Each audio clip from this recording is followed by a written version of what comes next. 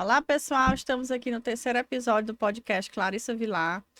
Hoje, de novo, com meu amigo, meu super amigo Rafael, que é advogado, fotógrafo e amigo para toda a obra, né, Rafael? Literalmente todas as obras, né? As duas é do Luiz Rey, de quem foi. Verdade. Então, hoje nós vamos comentar sobre um livro que foi muito significativo na minha vida, que eu tive a grata oportunidade de fazer a formação em São Roque, em São Paulo. Estamos falando do Você Pode Curar Sua Vida, da Louise Hay, que foi uma terapeuta norte-americana muito importante, best-seller e que impactou a vida de milhares de pessoas com suas ideias sobre a metafísica e o poder do pensamento positivo. Ok, pois então, resumo para nossos telespectadores e outros. Sorry. Então, resumo para todo mundo aí. Qual a filosofia em que a Louise Hay se baseia e um pouco da história de vida dela para que ela possa escrever sobre esse tema. A Louise Hay nasceu nos Estados Unidos e sofreu abuso quando era criança. Ela fugiu de casa, foi ser modelo e ela conheceu em Nova York a Igreja do Novo Pensamento. E ela se baseou, começou a ser ativa dentro da igreja, ela já na fase adulta. E ela começou a difundir e montar grupos terapêuticos para trabalhar com as ideias dessa igreja, né? Então, ela começou a escrever todos esses grupos e workshops que ela fazia, ela começou a escrever os livros que hoje são best-seller. E esse aqui é o que nós vamos falar hoje. Você pode curar a sua vida, porque ele foi muito significativo na minha vida. Quando eu tinha 20 anos de idade, uma prima me deu esse livro. E, na verdade, foi um livro muito divisor de águas, porque são ideias simples de mudança de pensamento, mas que são extremamente eficazes e significativos. Porque a metafísica entra na história. Na verdade, quando você pega a terapia cognitivo-comportamental de Aaron Beck, que fala que o pensamento gera o sentimento, que gera o comportamento e vice-versa, ela também se baseou nisso, mas ela tem um componente extra, que é o quê? A comunicação com o universo, a metafísica, que hoje nós comumente chamamos de lei da atração, mas que já foi, digamos, melhor explicado por autores como Greg Braden, o professor Amit Goswami, que eu também fiz a formação dele em São Paulo, em São Roque. Então, assim, na verdade, nos anos 80, esse livro foi revolucionário, porque introduziu essas ideias, né, de que o universo nos ama e nos apoia, do poder do subconsciente, que o Joseph Murphy também falou, né, antes, e ela reforçou. Então, na verdade, os pontos da filosofia dela são: o ponto do poder está no presente. Ela sempre gosta de citar uma técnica, o eu sou, eu tenho, porque diz que o nosso subconsciente ele é um servo tão fiel que se você dizer uma coisa que você quer, eu serei, eu terei, ficará no futuro inatingível, então você não vai conseguir alcançar. Ele fala também que todas as doenças surgem no estado de não perdão. Então nós precisamos saber perdoar as pessoas, porque nós temos que entender o lado do outro e procurar sempre ter compaixão do outro. Engraçado, teve uma vez, uma terapeuta, ela disse uma coisa que muito me marcou, que a pena é olhar o outro desigual, a compaixão é olhar para o outro de igual para igual. E aquilo me marcou muito, porque normalmente as pessoas veem o erro dos outros com pena. E a gente não tem esse direito, nós precisamos saber que todos nós viemos à Terra para evoluir espiritualmente, e é o que a Louise Hay fala: nós não viemos à Terra para competir, nós viemos à Terra para crescer no amor. Então, o universo, na teoria dela, o universo é abundante, nós estamos todos em evolução espiritual. E outro ponto da filosofia dela que eu gosto muito é que a crítica, ela lhe tranca num padrão. Então, você vem se criticando há anos e não tem dado certo. Experimente se amar e se aprovar para ver o que acontece. Isso significa que eu tenho que concordar que, se eu tiver errado, o que é para fazer? É para você se amar e se levantar. Porque a crítica, ela lhe tranca no padrão, né? Então, ela defende muito essa ideia. É a questão de, por exemplo, quando você é jovem, idealista, você pensa, eu vou mudar o mundo. Mas quase ninguém tem a consciência de que o mundo é que muda a gente também. Entendeu? Nada acontece por acaso e nada é culpa exclusiva da gente ou culpa exclusiva do outro. Nós temos que saber até que ponto nós contribuímos para que aquilo aconteça. É uma questão de mudança de mente, mudança de questão. Como, por exemplo, digamos, eu não consegui evoluir. Você vê onde é que você errou e você vê qual a influência do seu meio para que você não evoluísse. Então isso é um acréscimo de vida, é um conhecimento que você deve ter para levar adiante na sua vida, para as suas conquistas futuras, para poder lidar com a derrota, para lidar com a dor da perda. Saber que nem tudo é culpa sua. Na verdade, teve uma terapeuta que disse uma frase interessante. O problema da culpa é que nós não temos mais a quem castigar, né? Nós não temos mais a quem castigar. Então, a Louise Hay dizia que a culpa é infantil, porque ela atrai punição. Ela dizia que a culpa era absolutamente inútil, porque cada um está fazendo o que pode com a consciência que tem naquele momento, com o melhor que tem. Então, na verdade, a culpa, ela traz uma punição inconsciente. Ora, quando nós éramos pequenos, muitas vezes nós não víamos, o castigo, fez uma coisa... E a gente aprende que podemos crescer pelo amor e não pela dor. Podemos sempre nos corrigir, nos amar e nos aprovar e nos levantar amorosamente, sem precisar nos punir, nos maltratar, sem precisar nos criticarmos exaustivamente, gastarmos nossa energia com isso. Não, nós precisamos nos poupar. Porque, na verdade, o amor próprio, ela fala que a autoaprovação e a autoaceitação no agora são a chave para mudanças positivas. E devemos estar dispostos a começar a aprender a nos amar. Quando ela fala do amor próprio, significa sermos nosso melhor amigo. Não dependemos de ninguém para sermos nosso melhor amigo. É interessante, porque também uma das consequências do mundo moderno, da autocobrança, do excesso de cobranças, é a questão de você se sentir carente o tempo todo precisando de alguém, de aprovação de alguém. Redes sociais, por exemplo. E não é isso, né? A gente tem que cobrar de nós mesmos, não do que o outro cobra de nós. Existe um trecho do livro dela também que eu acho muito interessante, que ela fala da questão do amor e da aceitação. Algumas pessoas, quando elas acham que não estão bom o suficiente, elas também carregam essa crença de que, que nada vai estar bom o suficiente nunca. E que só é digno de amor e aprovação se for o desempenho máximo. E não é assim. Para ela não existe fracasso. Existe aprendizado. Os erros servem para a gente aprender. Então, na verdade, existem pessoas que se sentem tão sem valor que não conseguem construir nada. E o primeiro desafio dessas pessoas é ver valor naquilo que elas fazem, parar de se comparar e se amar e se autoaprovar. Recentemente tivemos agora as Olimpíadas de Paris e eu vi uma entrevista de um rapaz que foi o 7º colocado da modalidade dele, que eu não recordo qual foi, né? Uhum. E ele disse assim, olha, muita gente no Brasil pode estar me achando derrotado por ter ficado em 7º. Mas você ser 7º melhor do mundo, numa modalidade praticada por milhares de pessoas, você é diferenciado. Se eu cheguei até aqui, eu sou diferenciado. Então, só tem uma vaga para medalha de ouro. E não foi minha vez hoje, mas vai chegar a minha vez. Eu gostei muito do pensamento positivo dele nessa questão de que nem todo mundo vai ser campeão. Essa ilusão de você pode, você vai. Não, nem todo mundo vai ser campeão. Mas ele tá entre 10 mil, já é uma grande vitória, que é uma montanha grande que ele subiu para poder chegar até o ponto que ele chegou. Exatamente.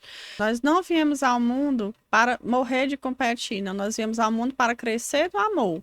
Então, eu posso até ter o cargo, a profissão, o salário, mas se eu não me amar, as mudanças não vão acontecer na minha vida.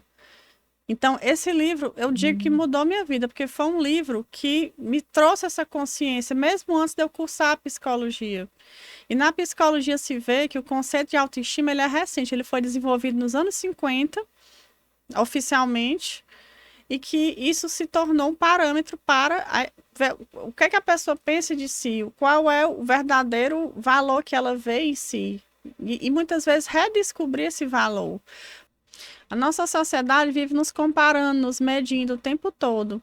Então, se nós não aprendemos a ter esse olhar generoso com nós mesmos, e outra coisa interessante que ela fala, muitas vezes nós somos mais generosos com os outros do que com a gente. A maioria das vezes, eu diria. Né?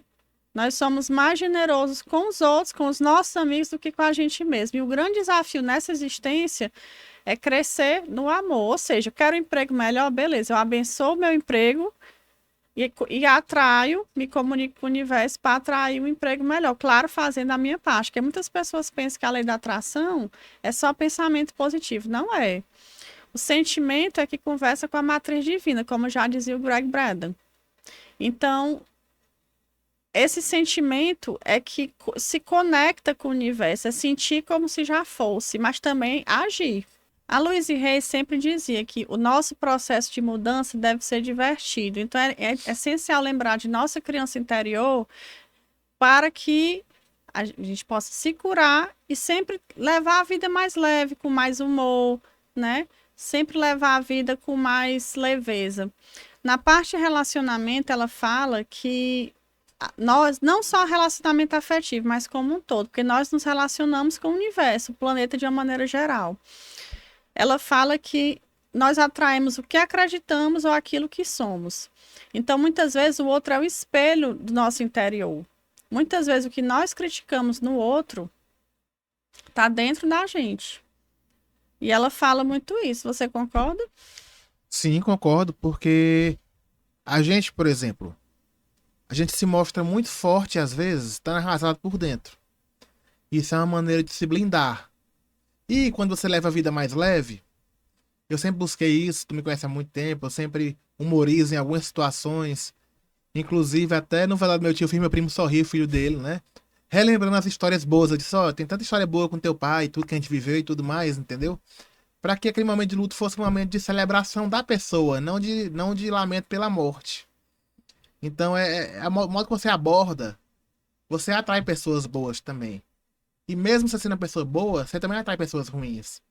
Então, a pessoa ruim, com o tempo, ela vai sair da sua vida. De qualquer maneira, vai sair da sua vida, porque você tá vibrando positivamente. E ela não vai conseguir te acompanhar. O mal luta, luta, luta, mas no fim o bem sempre vence.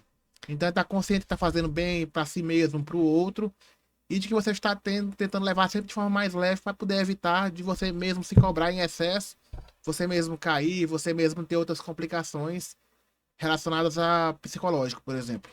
E, na verdade, os nossos desafetos são os nossos melhores professores. Sim, Porque a Louise Hay defende a ideia de que o universo sempre conspira para um bem maior, para nos ensinar. Então, se o universo é onisciente, cheio de amor, por que que ele não nos guiaria para uma graça maior? A pessoa que nos trai, a pessoa que nos abandona, a pessoa que nos rejeita, ela é um espelho daquilo que está dentro da gente, do que a gente tem que aprender naquele momento, aquela lição. é interessante isso aí. É aquela história de não fazer com o outro o que você gostaria que você não gostaria que o outro fizesse com você. Então, ela fala uma coisa muito interessante, que o único modo de mudar os outros é mudando a gente mesmo primeiro, porque o outro é um reflexo. Existe uma... A ideia, quando ela fala do amor, ela é uma coisa que, pelo menos para mim, faz muito sentido, porque foi o que aconteceu na minha vida. O amor verdadeiro, ele só aparece quando você não está procurando nem esperando. Ele vem de onde menos se espera.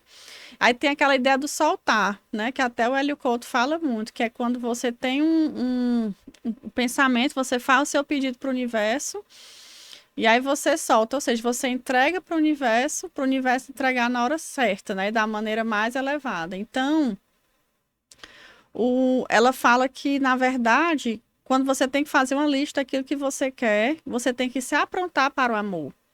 E eu vi um dia desse uma pessoa falando no YouTube que o universo ele funciona o contrário. Você quer amor, pois primeiro você dê amor para receber o amor. E no Centro Espírita me falaram uma coisa que eu nunca me esqueci, uma mensagem psicografada, que disse: se preocupe mais em dar amor do que receber amor. E é aquilo que São Francisco de Assis dizia, é dando que se recebe, que é a mesma coisa que a Louise Hay fala, porque o universo, na verdade, o campo morfogenético de Sheldrake, ele é assim, ele vai, né, aquela imagem da maçã do círculo, né? Então, na verdade, o mundo espiritual ele funciona ao contrário, você primeiro dá para receber. Mas é a mola do mundo é essa, entendeu? Se você quer alguma coisa de alguém, você ofereça aquela coisa para aquela pessoa. Você vai ver se ela vai saber receber e retribuir ou não. Se ela não souber receber e retribuir, você vê que aquela pessoa não tá pronta para você, para algum relacionamento, para alguma coisa. É isso que chama de mola do mundo. É questão de você saber dar para poder receber. Até na própria física newtoniana, a terceira lei de Newton falava, lei da ação e reação. Ao aplicar uma força sobre um corpo, você recebe a mesma força, o mesmo módulo, a mesma direção, só que no sentido oposto. O espelho. Então, por mais que a gente tenha a física quântica, as novas descobertas, mas a física newtoniana ainda tem seu valor, claro, né? Porque foi o começo. Então, você vê que até fisicamente falando, nas ciências é comprovado que você dá, você recebe. Então, assim, a Louise Hay, ela difundiu muito essa ideia da metafísica. Porque a energia, por exemplo, o amor é energia, sentimento é energia.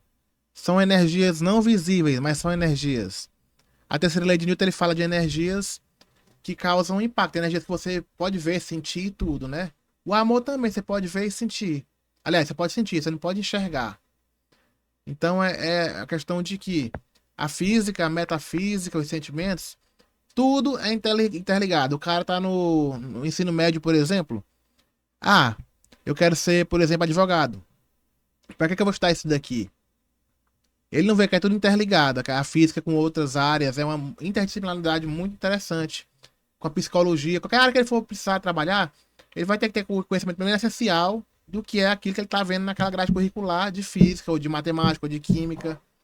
Verdade. Tudo é conhecimento, e conhecimento nunca é demais. Na parte do trabalho, o que é que ela fala para curar a sua área do trabalho da sua vida? Geralmente, quando a pessoa tem a crença, eu não gosto do meu trabalho, eu não gosto do meu chefe, ela diz o quê? As seguintes técnicas. Comece abençoando o seu trabalho atual. E diga o tipo de trabalho que você quer ter. Diga, eu estou indo para um lugar melhor, eu estou ganhando mais. Porque não é que ela queira que você se acomode um trabalho que você não gosta ou que está tudo bem, não. Se você não gosta do seu trabalho, comece expressando gratidão, abençoando o seu atual trabalho para que outro possa vir para um bem maior. Uhum. E ela também fala, se um colega seu lhe irrita ou se um chefe seu lhe irrita, comece a falar dele de maneira contrária. Porque a energia do amor circular. Lembrando que o pensamento e o sentimento, eles vibram numa frequência. Então, nós temos que entrar na frequência, sintonizar a frequência que é aquilo que a gente quer. Né? Nikola Tesla já falava, tudo no universo é energia. Se você quer entender o universo, pense em termos de energia, frequência e vibração. É exatamente isso. Por exemplo, porque quando você vai estar com seu chefe lhe irrita, seu chefe fala mal dos colegas e tudo, dos subordinados, e você passa a fazer outra visão, você passa a vibrar positivamente, a falar bem dele, a ver as qualidades ao invés dos defeitos, ele vai ver que você é diferenciado, ele vai lhe respeitar. Se você pensar o contrário, se você contribuir com aquela situação de um falar mal do outro, fica um ciclo vicioso, não faz bem para você nem para a instituição que você trabalha. A questão de agradecer o trabalho, tem que agradecer sempre, porque você tem que pensar quantas pessoas queriam estar no meu lugar e não conseguiram. Sim. Eu tô aqui, então é aquela história, né? Pelo menos eu tenho esse trabalho aqui, eu posso, com esse dinheiro, me programar, fazer o que eu posso fazer com minha família e tudo mais. Melhor do que ficar na instabilidade, não saber o que vai ser o dia da manhã. Então é a questão de ser grato pelo que você tem, melhor do que você se lamentar que você não tem. Existe uma frase na Bíblia que eu gosto muito que diz assim, não despreze os pequenos começos. Sim.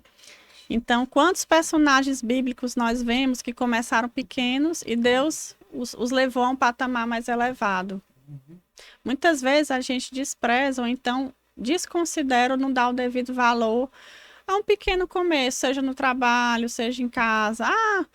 Né? Mas assim, ainda que a figueira não floresça, né? Tem até aquele versículo. Então, assim, tudo é um começo. E mudar o pensamento requer prática e existe a prevenção de recaídas. Então, ela fala, o poder das afirmações, ela foi revolucionária nisso, porque ela trouxe afirmações simples, mas um novo repertório de afirmações para a pessoa poder pensar sobre o problema de uma maneira mais funcional. Lembrando que também há a questão da comunicação com o universo, que ela defende que o universo nos ama e nos apoie em cada pensamento nosso. Sim. Inclusive, eu, como exemplo, eu transformei dinheiro em amor. Como? Eu me formei em 2007 e falei, quando eu começar a advogar, a primeira causa que eu ganhar, eu vou transformar meus honorários em doação.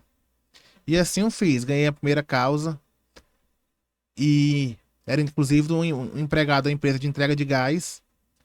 Viajava Piauí, Maranhão, etc. Me lembro muito bem. Essa causa que eu ganhei ficou muito importante. Marcou pra mim, foi a primeira de todas, né? Na área trabalhista. E eu peguei o dinheiro e transformei em doação pra Lá de Maria. Porque todo dia no caminho de casa eu passo na frente do Lá de Maria, na Pissarra. E lá eu vejo aquelas crianças, aquela situação de crianças e mães que estão lá lutando contra câncer, porque leucemia infantil é grave, maltrata a criança, maltrata a família, cria uma expectativa de tristeza. Então eu fui lá e fiz a doação desse valor pro Lá de Maria. Né? Porque não tinha Pix, mas eu fui lá em dinheiro, espécie, entreguei. E o melhor, eu não quis me identificar e não fiz propaganda disso na época, porque você doa de coração, não pra se promover. É o pilar servir, né? Nós É, temos os pilares da nossa vida. Então, o pilar servir é importante, porque nós precisamos ganhar dinheiro. E essa questão do dinheiro é o que eu vou falar agora, da prosperidade. O que é que a Luiz Rey falava de prosperidade? Na parte de prosperidade, ela fala uma coisa muito, muito significativa: as crenças limitantes com relação a dinheiro. Se você pensa que o dinheiro é sujo, que dinheiro não dá em árvore, tá na hora de rever, porque até porque metafisicamente falando, isso é uma crença prejudicial ao seu desenvolvimento. A Louise Hay, ela defende que você tem que abençoar o que você já tem para que veja crescer. Ela fala uma frase interessante no livro, ela diz: você acha que dinheiro é a coisa mais fácil de manifestar? Ela diz: se você tem raiva dessa frase, é porque tocou num ponto de resistência. Então, assim, se você é bom no que faz, se você gosta do que faz, muitas vezes a pessoa não ganha mais por causa das crenças limitantes. E isso é psicologia financeira. Hoje é um campo da psicologia que se estuda, psicologia financeira. Ela diz que você tem que amar suas contas e prestações, porque mostra a sua capacidade de pagar. Interessante, né? Ela mostra que o universo confia em você para que você possa pagar suas contas. E se você se concentrar em escassez, vai vir mais escassez, porque aquilo que a gente foca cresce. E isso vários autores falavam: Jerry Ricks, Esther Hicks, Greg Braden. Então, isso são ideias que são compartilhadas por vários autores espiritualistas, não só ela. Então, assim, essas crenças, você deseja ter dinheiro só para ajudar os outros? Você deseja ter dinheiro, por que não para você se sentir merecedor desse dinheiro? Tem gente que tem essa crença: eu não mereço mais dinheiro, para que eu quero tanto dinheiro? E isso é uma crença disfuncional, porque o dinheiro, ele é uma moeda de troca, o dinheiro, ele é uma energia, e o dinheiro, ele é um instrumento para você sim. fazer seus sonhos e ajudar os outros. Qual a Inclusive, vantagem de não ter dinheiro? inclusive lá em casa, por exemplo, quando a gente joga na loteria, né? Aí digamos, é 44 milhões o prêmio, mamãe disse, é muito dinheiro, pra que isso tudo? A pessoa ganha isso aí, é amaldiçoado. Disse, não, pelo amor de Deus, porra, eu quero. Esse É. negócio é amaldiçoado, não. O dinheiro a gente pode usar de maneira útil, não vai ser pra futilidade sempre. Ela fala uma coisa interessante no livro, que ela diz que o salário não é sua fonte. O que você recebe vem de um único manancial, o universo. Então, ela tem muito, de novo, essa ideia da comunicação com o universo, das suas crenças, de como mudar as crenças para ter uma vida mais funcional. E ela tem várias afirmações para o dinheiro. Uma delas é: agora estou aberta e receptiva a novas vias de entrada de renda. Agora recebo bem de fontes inesperadas e inesperadas. E tem uma história curiosa, que um dia eu acordei e depois de ter feito muitas dessas afirmações, um colega meu me liga querendo comprar meu carro do nada. Eu vou te dar tanto no teu carro. E, né? Então, assim, as sincronicidades, esses pequenos milagres do cotidiano, eles vêm para nos mostrar que sim, a ciência e a espiritualidade estão se unindo cada vez mais. A comunicação com o universo, ela é real. E a Louise Hay, ela foi uma pioneira nessas ideias. Eu devo muito a ela. E agora eu vou falar só duas ideias que, a meu ver e ao ver de várias pessoas, a gente não concorda. Mas tá tudo bem. Eu acho que nenhuma abordagem, tanto na psicologia, ou até mesmo na filosofia clínica, ou qualquer terapia holística, eu tenho a obrigação de concordar com tudo. Eu pego o que faz sentido para mim e tá tudo bem. Existe uma ideia, hoje em dia, difundida por muitos treinadores, que você é 100% responsável por sua vida. Eu não concordo. E muita gente também não concorda. Por quê? Porque existe o eu, o outro e o sistema. E eu não tenho controle sobre tudo. Até espiritualmente, quando a pessoa está obsediada, ela precisa de ajuda. Na psiquiatria, quando a pessoa está em surto psicótico, ela precisa de ajuda. Eu me lembro que teve uma aula da pós que o professor falou um exercício dizendo: por que que a pessoa não iria produzir? Diga um motivo pela qual a pessoa não vai fazer tal tarefa que o chefe manda. Aí eu chamei ele num canto e falei: professor, muitas vezes a pessoa está incapacitada mentalmente, às vezes tem algum problema físico, então a pessoa só pode realizar tal tarefa se ela estiver bem mentalmente e fisicamente. Não é falta de vontade, não é falta de motivação, não é falta de compromisso. Às vezes é um problema realmente de saúde mental. Isso acontece, por exemplo, eu gosto na minha área, na advocacia, eu gosto de fazer minhas peças bem feitas, bem fundamentadas, bem escritas. Então, por exemplo, eu tenho um prazo de 15 dias para um recurso. Perder entrada. Eu gosto de fazer nos primeiros dias, não gosto de deixar para os últimos dias, porque eu sei que vai ter, deixar para os últimos dias, pode ser que naquele último dia eu não esteja inspirado, eu não esteja com a ideia na cabeça de como rebater aquilo ali.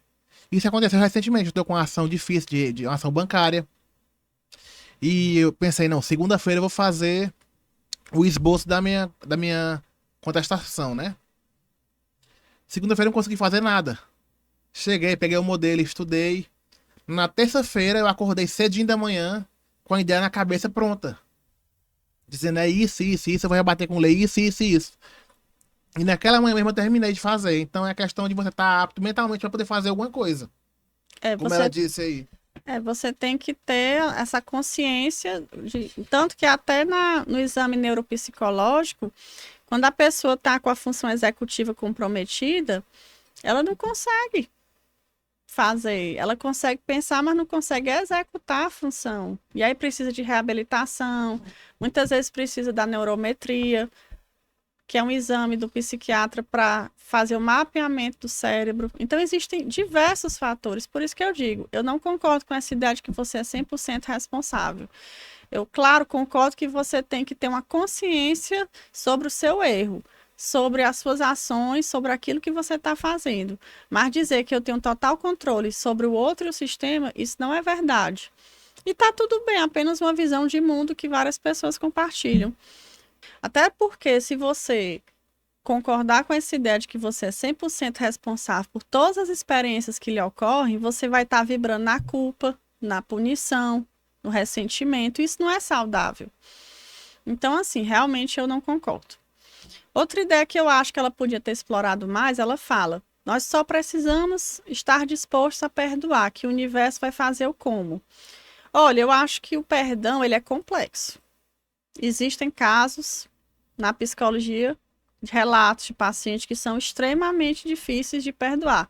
Claro que nós temos que procurar ver o lado do outro. Claro que nós temos que entender a limitação do outro, só que perdoar não é concordar, perdoar não é voltar a conviver, perdoar não é passar a mão na cabeça e dizer que está tudo bem. Doeu, foi errado, mas eu tenho o direito de me afastar caso a outra pessoa, eu sei que a outra pessoa agiu de má fé. E também que tomar cuidado. Existem sociopatas, existem psicopatas, existem narcisistas. Então, nós temos que... É literalmente um ato de amor próprio, eu me afastar. Né? Perdoar não é essa coisa do voltar a conviver, não. Então, eu acho que quanto mais você explora o sistema do perdão, porque tem pessoas que não sabem como perdoar, isso é um fato. Tem pessoas que... Eu sofri uma coisa na minha vida que eu tive que estudar sobre o perdão, mais a fundo ainda, para me entender o que é que eu fazia com aquela dor de ter sido atingida, aquela dor que me atingiu. Então, o perdão, ele é complexo, sim, ele não é um processo fácil. E vem cheio de recaídas. Já eu, por exemplo, eu relevo muita coisa para evitar me desgastar com a pessoa, entendeu? Relevo 1, 2, 3. Mas quando eu digo chega, é como se eu cortasse um pedaço de manga e jogasse fora. Assim, a pessoa pra mim morreu. O que ela faz da vida, se ela se deu bem, se ela se deu mal, o problema dela, pra mim, ela não existe mais. Então eu mato a pessoa em vida. Mas é isso, eu sou muito grata a Louise Hay, sou fã, tenho vários livros dela, e sempre que posso eu divulgo, eu falo. E sou muito feliz que a Luiz Rey tenha vindo nesta encarnação, nesta vida, cumprir um papel belíssimo, que foi de difundir as mensagens que ajudaram tantas pessoas. Pessoal, estamos chegando ao fim do episódio em português. E obrigada e até a próxima. Obrigado a vocês e espero que as palavras da Louise Hay, os pensamentos dela, possam tocar positivamente a vida de vocês e que vocês mudem o modo de ver o mundo, mudem o modo de comportar-se perante as situações, para evitar de se culpar tanto e se cobrar tanto. Amor próprio sempre. Tchau, Sim. pessoal. Tchau.